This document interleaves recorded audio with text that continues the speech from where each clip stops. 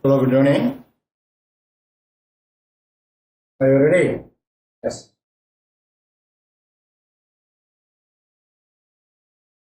From the previous class, we have discussed about projectile motion. The motion of the body decided by the force of gravity is called projectile motion. We have completely finished what is horizontal projection. Okay. Today we can pass on to oblique projection. Oblique projection. This oblique projection can also be noted as body is projected. This can be also be written as oblique. The body is projected. Body is projected at an angle theta with the horizontal. At an angle theta with the horizontal. So both are same. Oblique projection can also be written as the body is projected at an angle theta with the horizontal. This is a wonderful diagram, you know. So what is the difference between the horizontal projection and the vertical projection? The horizontal projection, body is throw like that. So here we have to throw like that. That is a throw. So throw means it also attain a projected path. So this is a diagram. So this may be an origin. The body throw with an angle theta. Here also the initial velocity u. Okay, there must be initial velocity. Otherwise the body cannot move up. This velocity u can be resolved into two components. One is called u cos theta along horizontal component and u sin theta along vertical component. Be careful.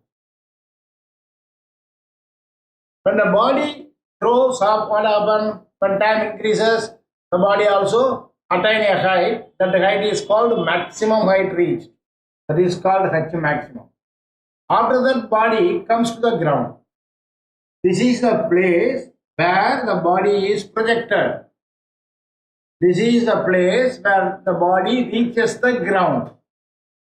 This distance is called range. The distance between these two is called range. Range. This is called maximum height. Kindly observe the diagram. The body goes to O to this place. Suppose let it be A. Your body starts from O to A. The body moves against the gravity. Okay. After A to this distance, this is called against the gravity. This distance is along the gravity. That is the difference. At this place, when it reaches the maximum height, its final velocity becomes 0. Let a place here, the vertical velocity in the upward direction. Similarly, I take any point here, the vertical velocity downward direction. In all the cases, horizontal velocity remains constant. The same procedure. So what is the 2 point? Kindly make note of this diagram. Here, the vertical velocity, it moves against the gravity. Here, the vertical velocity, it moves along the gravity. That is the thing you have to understand it. So from this, I want to find out the so many relations. The first one is vertical horizontal component. Already told you u cos theta. Vertical component Vy is equal to u sin theta minus gt. Why I put gt, u sin theta alone? But the starting place u sin theta. At a particular point, this place, it has moves against the gravity because the final velocity becomes v is equal to u plus at. That is u V is equal to U plus AT. So here the final velocity U, horizontal component, we know this is plus A minus GT. So that is a thing I have to put. U sin theta, vertical component of velocity. U sin theta minus GT is a final velocity. So it is called Vy. What is U sin theta? At the starting place. When you go to the particular place, origin itself is resolved into two components. One is called V sin theta, another is called V cos theta. It attains a particular place, what happens? Automatically we have to put a new velocity. That is a thing. Okay. That is Vx is equal to U cos theta, Vy is equal to U sin theta minus GT.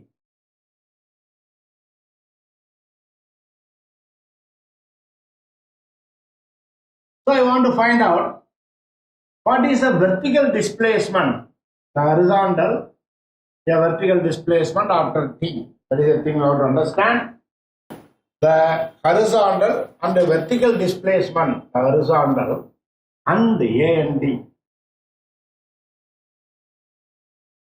The horizontal and vertical displacement after t, time t second. So horizontal displacement is called x. Horizontal displacement is called x. The horizontal velocity, component velocity, U cos theta into time. What is the reason? Because velocity into time will give distance. Because velocity is equal to distance by time. Therefore, x is equal to v into t. What is called v? Velocity.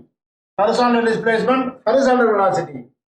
Horizontal velocity is U cos theta into t. Similarly, what is the vertical displacement? The same argument. Y is equal to vertical component of velocity, U sin theta minus GT.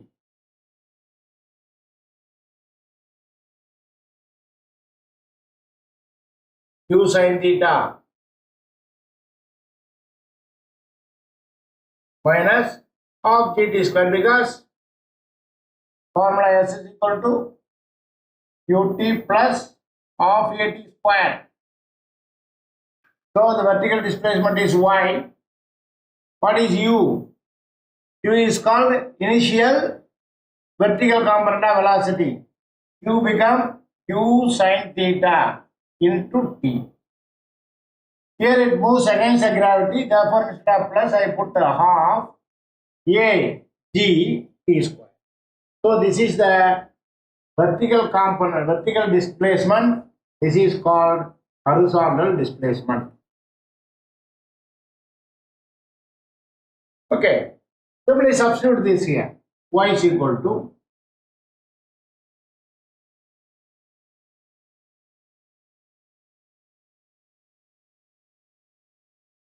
U sin theta into t. That is called trajectory.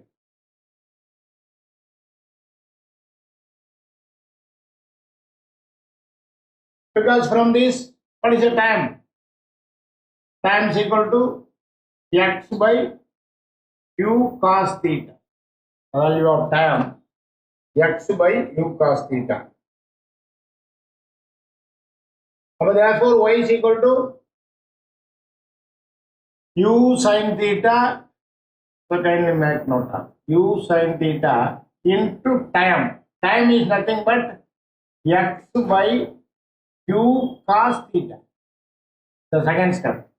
We know y is equal to u sin theta into t minus half gt square. How it comes? From this equation, I have calculated the value of time t equal to x by u cos theta. Substitute t, x by u cos theta minus half gt square.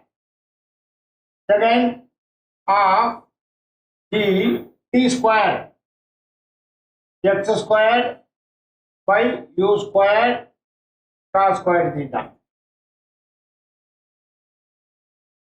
Am I correct? Right. So this become u getting cancelled. Sin theta by cos theta, tan theta into x. Tan theta into x minus the same value. Whatever value g of t u squared cos theta. This u cos theta horizontal component velocity remains constant. Therefore, this everything is maybe constant into x squared.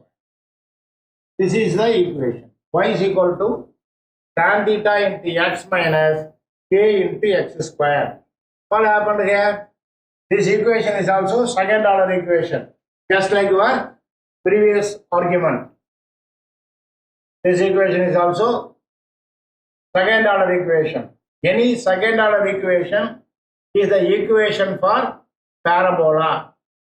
Therefore, path followed by vertical projection or oblique projection or body is projected at an angle theta with the horizontal are same, also parabolic path. So from it is clear that the path attained by the body is also parabolic path. The trajectory of projectile is parabola. Okay.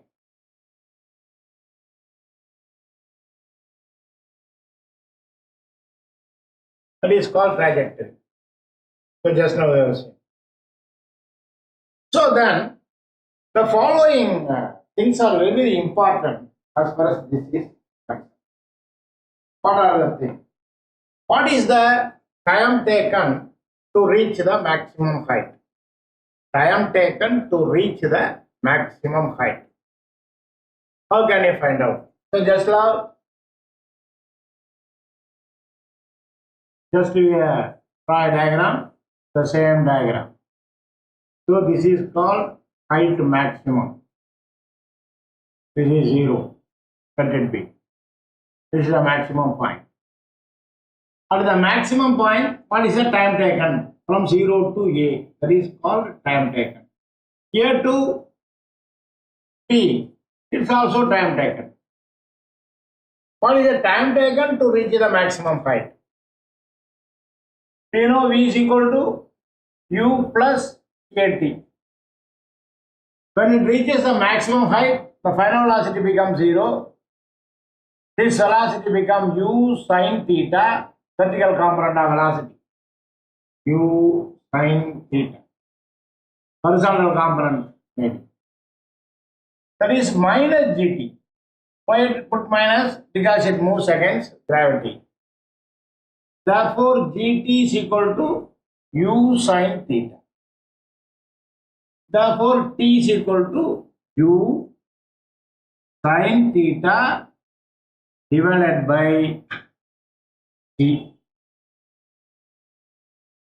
U sin theta by G. This is the formula for finding time taken to reach the maximum height. So what is the time taken to reach the maximum height means? We have to remember yourself U sin theta by G. What is called U sin theta? Vertical component of velocity by G. That will give time taken. What is the time of flight? Time of flight. Time of flight, how can you calculate it? This time of flight, TF. So time of flight means in air, what is the time taken? The body is projected from O and come to B through A. So the total time is this T, 2T that will give time of flight. So that is equal to simply 2U sin theta by. So this is one derivation for 10 mark question. It is asked in our plus one examination. Derive the expression for time taken to reach the maximum height, time of flight.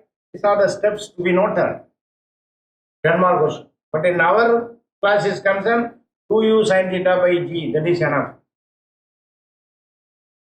This is the time taken to reach the maximum height. That is called time of flight. What is the maximum height? H maximum. Also, we have to calculate H max. This H max, the diagram, please imagine the H maximum. Here also the final velocity becomes 0. Therefore, v square is equal to u square minus 2g H maximum. Why I put g? Minus, because it moves against the gravity.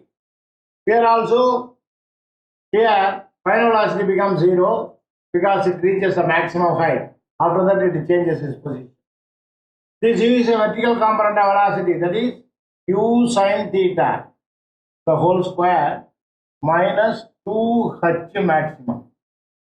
Therefore, 2h maximum is equal to u square sin square theta.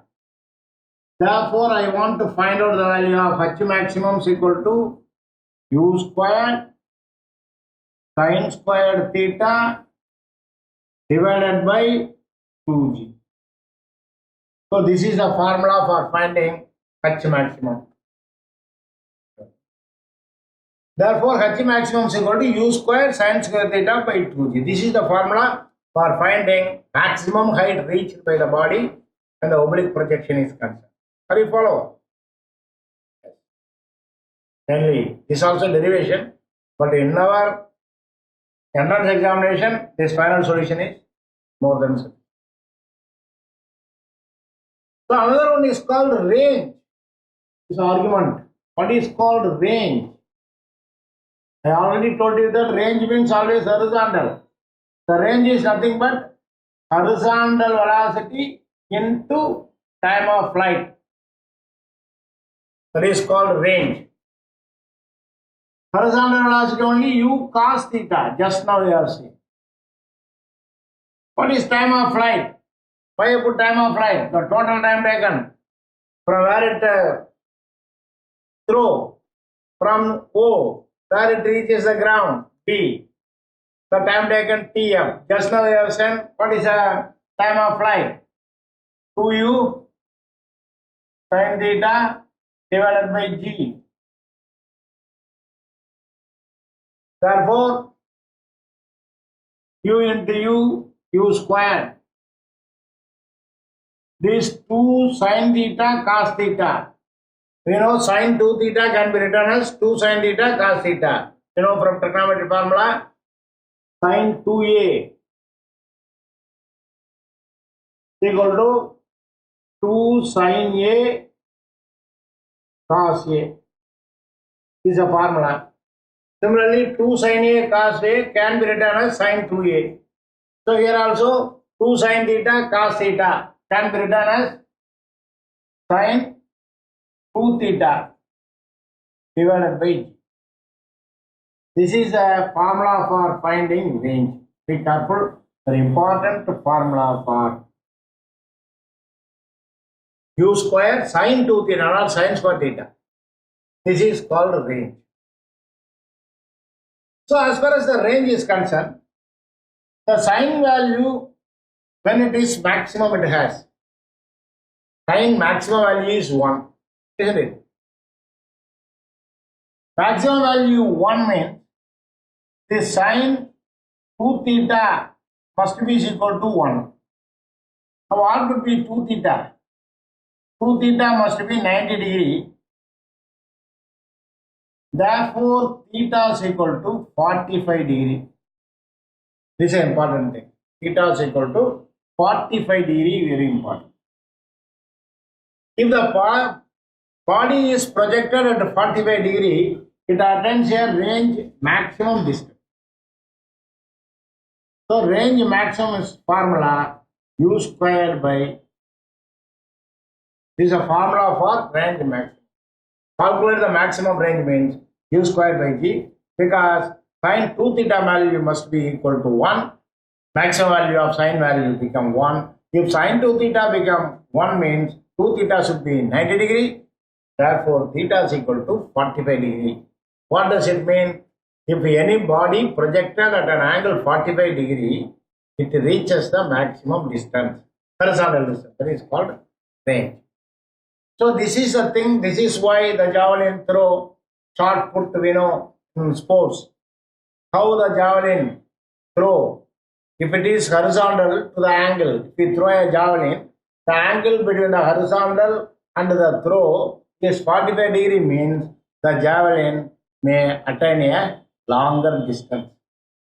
Or like that shot put, and also disc, whatever may be the thing. The sportsman, they practice themselves in order to throw the object nearing 45 degree. We cannot exactly at 45 degree, it is not possible. But exactly at 45 degree, it attains a maximum. He will be the first man. Like that. Finally throw it. Then it will reach a maximum distance. That is called range maximum. Very clear. These are all the formula so that I have given. Everything in the slide. Be careful. Next we can pass on to the problem. Problem in projectile motion. The first problem, a gun is aimed horizontally at a target of 6 centimeters away. The bullet hits the target 8 centimeters below the point. Find the time of flight of the bullet and the speed as the speed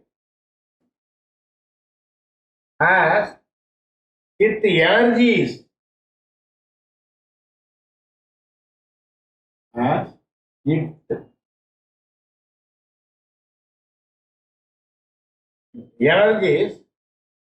from the gun.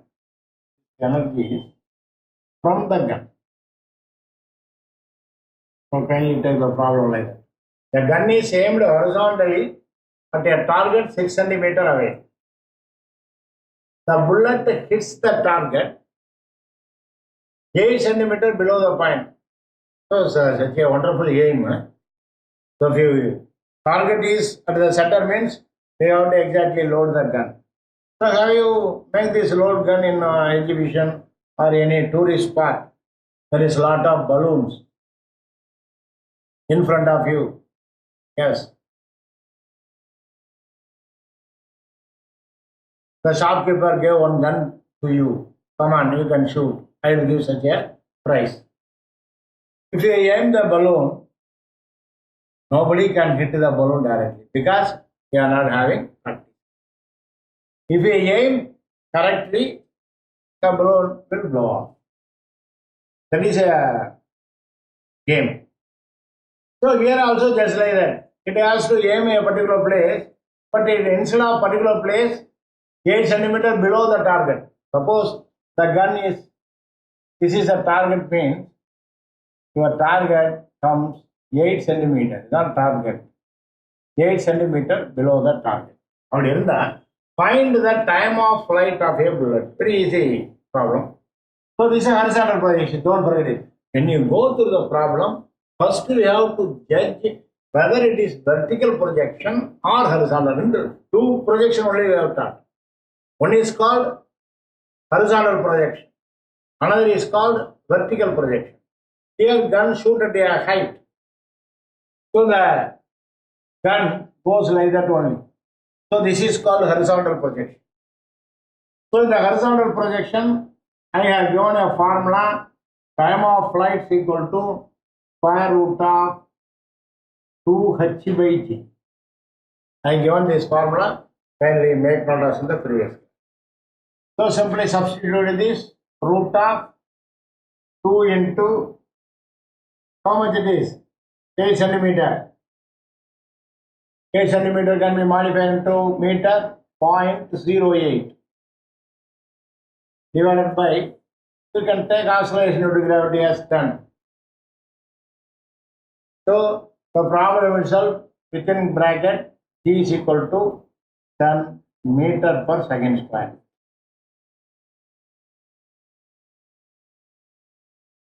So that is equal to, on simplification, 1.26 into 10 power minus 1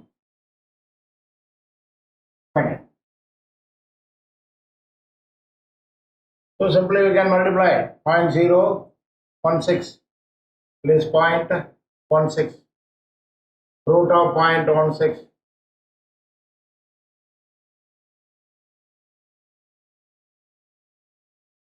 So another question, below time of flight of the bullet and the speed as the energies from the gun. Speed. We know always velocity is equal to distance by time. Here distance is called horizontal range divided by time or by t. So what is the range here? At your target of 6 centimeters.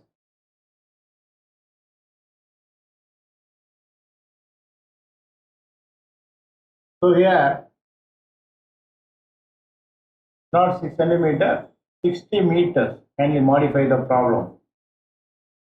60 meter, not centimeter. 60 meter. This 0 comes here. 0, 60 meter. Therefore, range become 60 divided by time become 1.26 into 10 power minus 1. So on simplification, it become 476.2 meter per second. This speed is called initial speed.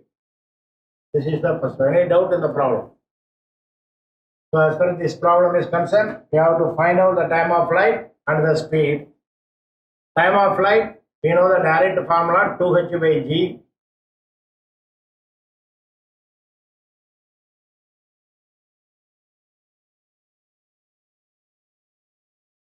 Everything you have to solve it. Direct problem only, simple.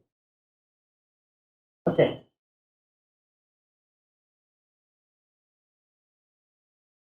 What is the next problem? A ball is projected at an angle 45 degree to the horizontal. So directly, when you go through the problem, we can easily understand this is the problem of size vertical projection or it is also called as oblique projection. A ball is projected at an angle of 45 degree to the horizontal. If the horizontal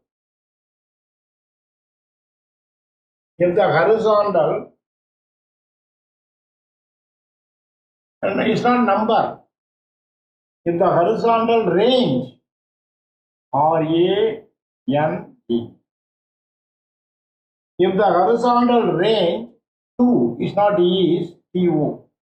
Finally, modify this problem. A ball is projected at an angle 45 degree to the horizontal. If the horizontal range to 10 meter, find the maximum height. So here also we know the formula for range. Just now I derived it. U square sin 2 theta divided by g. Just now I given. This is a range formula. So from which I want to find out what is the value of u square here. Keeping u square r into g divided by sin 2 theta. That is equal to, what is the range now? 10 meter. T also 10 meter per second divided by sin 90 degree. Why I put sin 90? So problem only 45 given. So 2 theta. Theta 45 means sin 2 theta become 90. Therefore, u square is equal to 100. Therefore, what is the velocity? U is equal to 10 meter per second. U square 100 means u is root of 100. But our aim is to calculate what is the value of horizontal range, the maximum height. So once you understand horizontal range, then only the maximum height can be calculated. What is the formula for H maximum?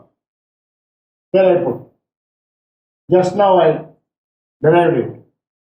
U square sin squared theta divided by 2g is the formula for height maximum. So instead of u, we have to put it 10.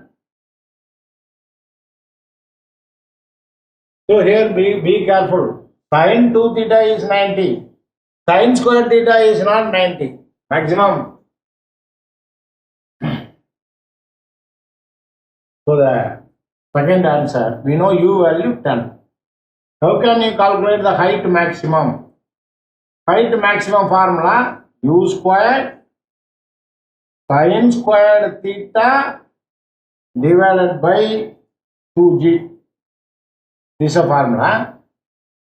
All this can be modified as u squared into sin theta into sin theta. That is by divided by 2g. In some book directly they put a sin theta. Sin 2 theta is only 90. Sin square theta is not 90. Therefore, u square, that is 10 into 10 into sin theta 45 degree. Sin 45 value 1 by root 2 into 1 by root 2. Don't forget it. Divided by 2 into 10. Then cancels out. 1 by root 2 into 1 by root 2, 1 by 2. That is 1 by 4. That is equal to 10 by 4. Am I correct? Because 110 cancels.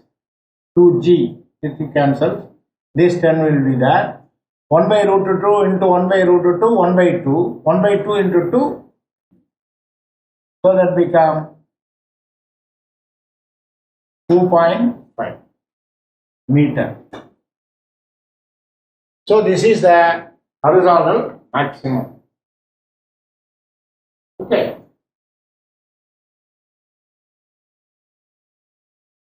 Kindly make note of this. We have, just for consolidation, first we have seen what is units and dimension. After that, motion in a plane, one dimensional motion. That is to and fro, up and down.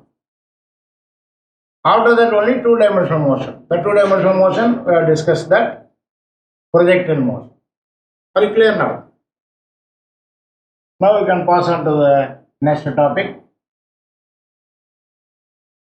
Force and Newton's laws of motion. Very important topic.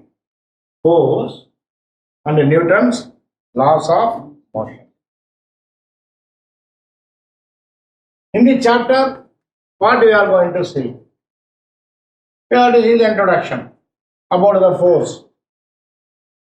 What are the force? Conservative force, non-conservative force, and what is called force. And the three laws. Newton's three laws of motion. First law, second law, and third law. Then what are the forces in nature available? And this friction in our book, it is not sufficient. We will go detailedly about friction also. Okay. That is it. So before we enter into the thing, the first law of motion.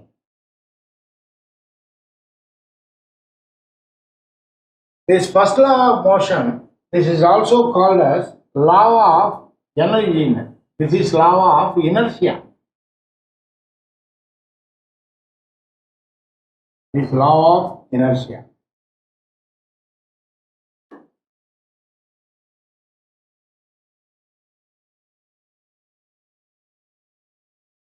Law of inertia.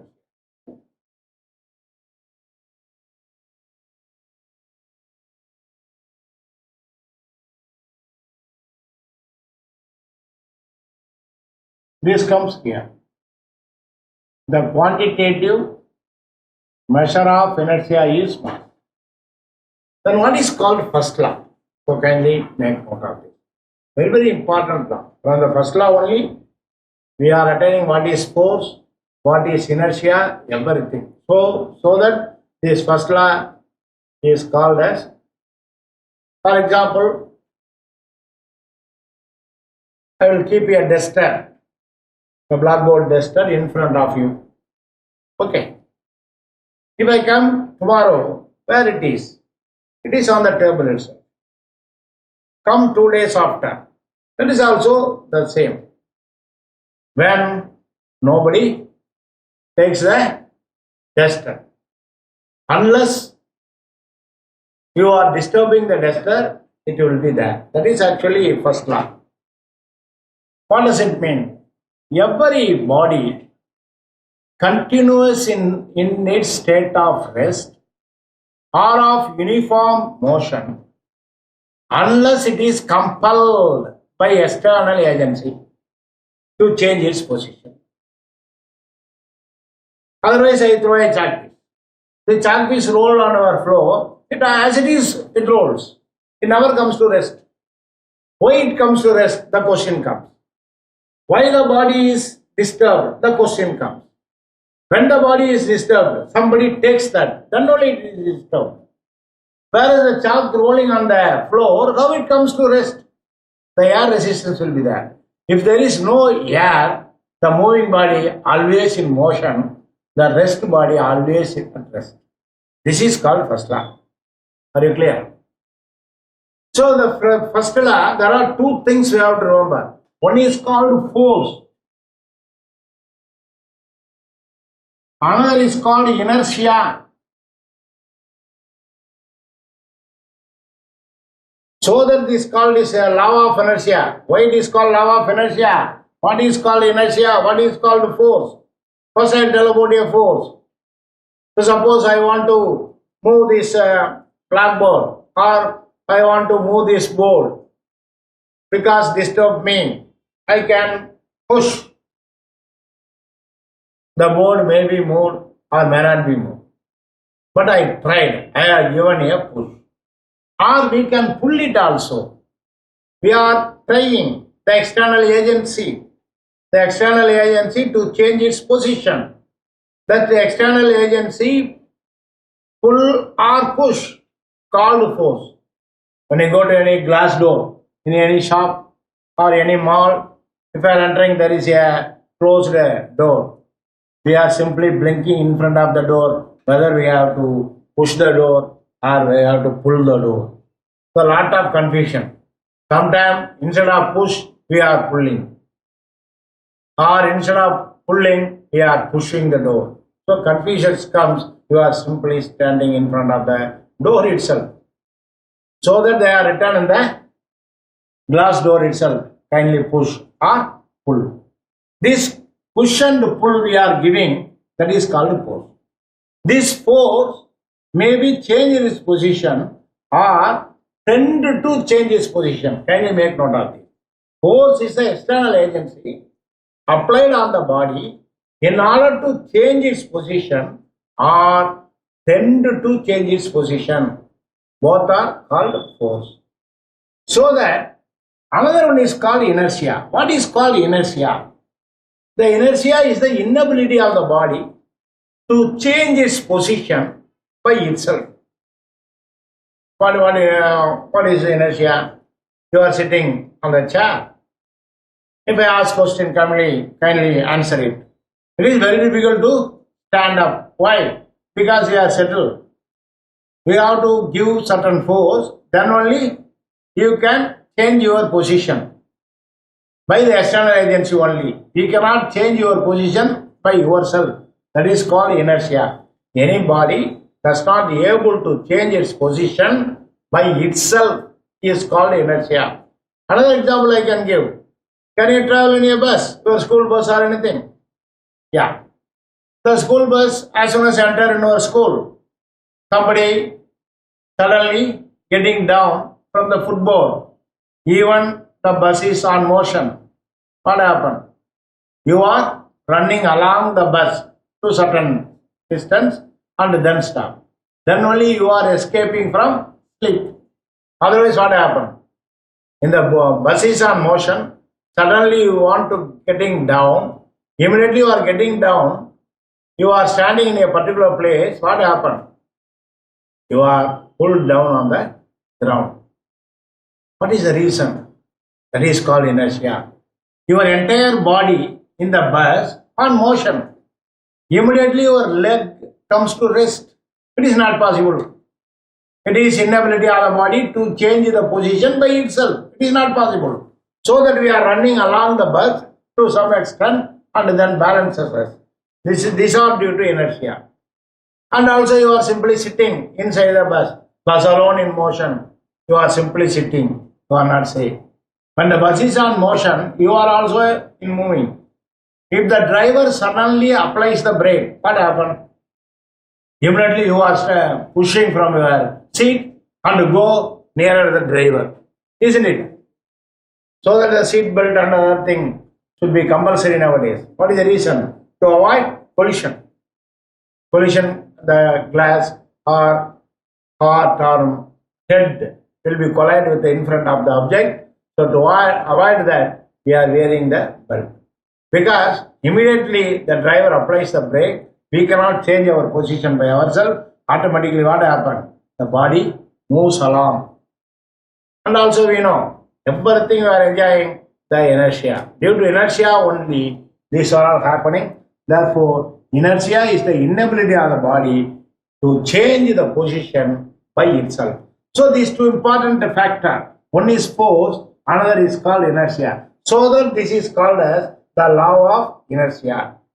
The quantitative measure of inertia is mass. Kindly change this sentence. The quantitative measure of inertia is called mass. Okay. Now what is second law? The second law of motion is very important. That will give the definition of the force. What is force? Define force, lot of different. Define force.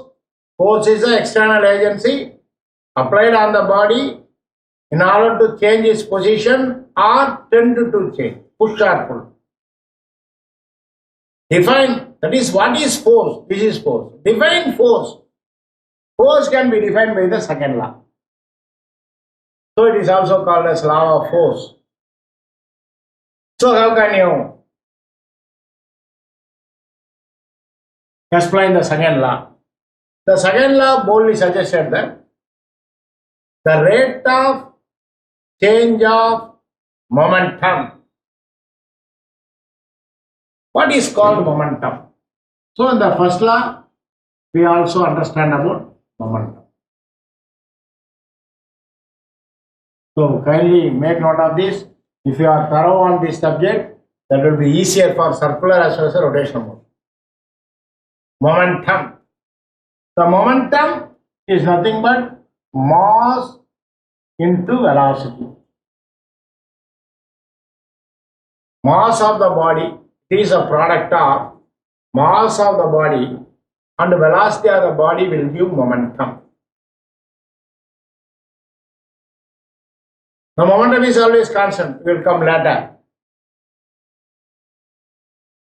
This is called momentum. The second law says the rate of change of momentum. The momentum is a vector quantity denoted by a letter P. We know velocity also vector quantity, whereas mass is a scalar. The second law says the rate of change of momentum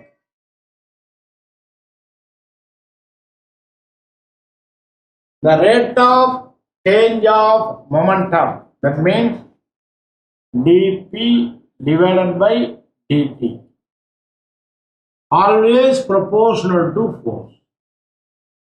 This is called second law. The rate of change of momentum is always proportional to force,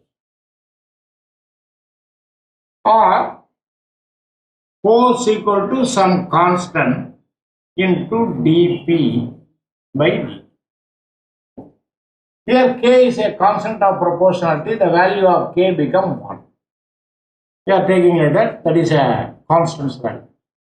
So it can be written as d by dt of p. P is nothing but mass into velocity. This is called force. This is the second law. Very clear now. F is equal to d by dt of m into v. Okay. Now we have to differentiate it. If mass is also variable one, keeping mass, derive the velocity with respect to time, plus keeping velocity constant, differential of mass with respect to time. That is UV method. Differential of UV is equal to U into dV by dt plus V into du by dt, we know. So suppose I take mass as a constant, what happens? If mass constant, so far, therefore force equal to m into dV by dt.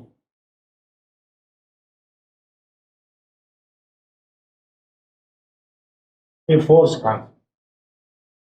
Or F is equal to mass into acceleration.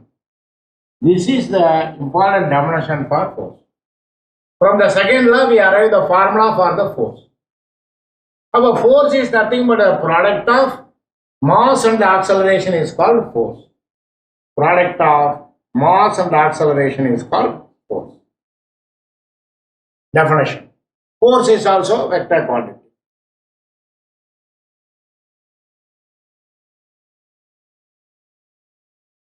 So that the second law is called quantitative measure of force. From the first law, inertia is the quantitative measure of mass. Inertia is the quantitative measure of mass, whereas second law is quantitative measure of force. Therefore, force equal to m into a, mass into acceleration. Okay. What is third law?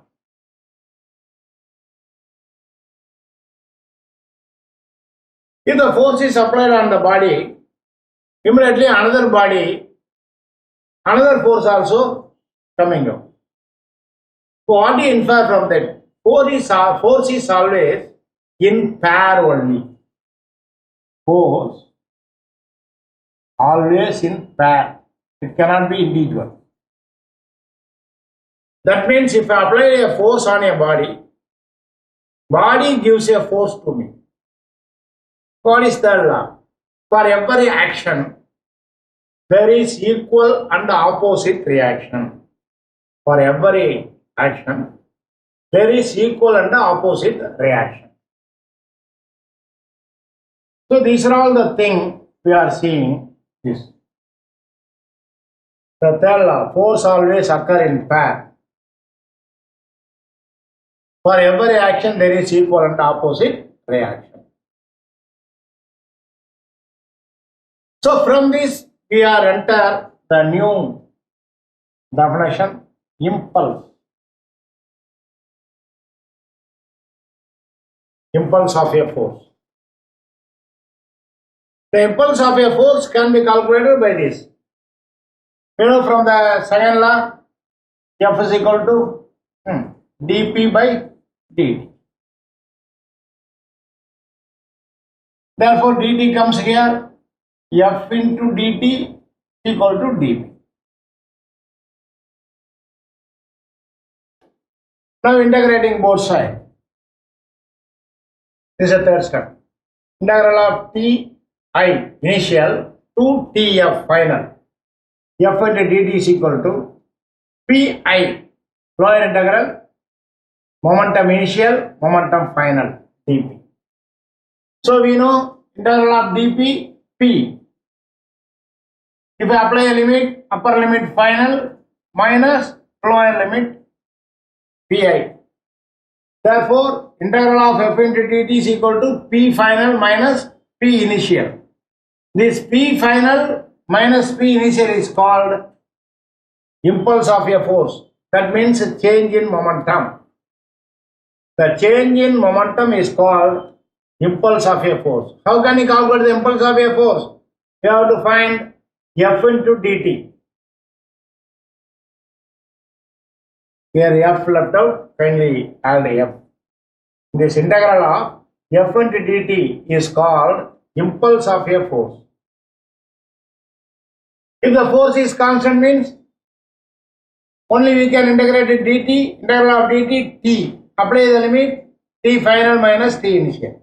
Therefore, F into t final minus t initial is equal to p final minus pi. Or F into delta t. F into delta t is called delta t, change in time, is equal to change in momentum.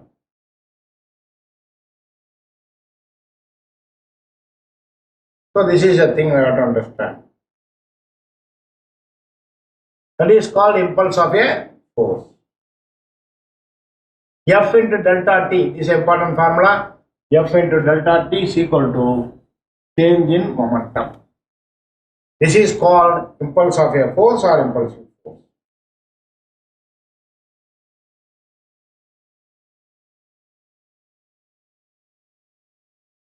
Finally take. Therefore, unit, we know kilogram, meter, second power minus 1. Kilogram, meter, second minus 1. This is equal to the dimension of momentum. Change in momentum is called a dimension of momentum, mass into velocity. Okay.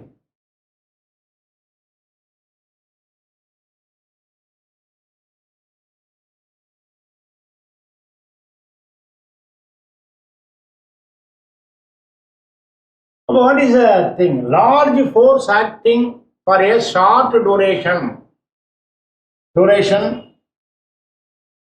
That's all. A large force acting on short duration. How can you find out? For cricket ball, throw his bowler, throw his ball. The batsman receives the ball. What is the time of hit from the bat and the ball? Very few seconds. So whereas bowler throw very fastly for large force acting on short interval of time.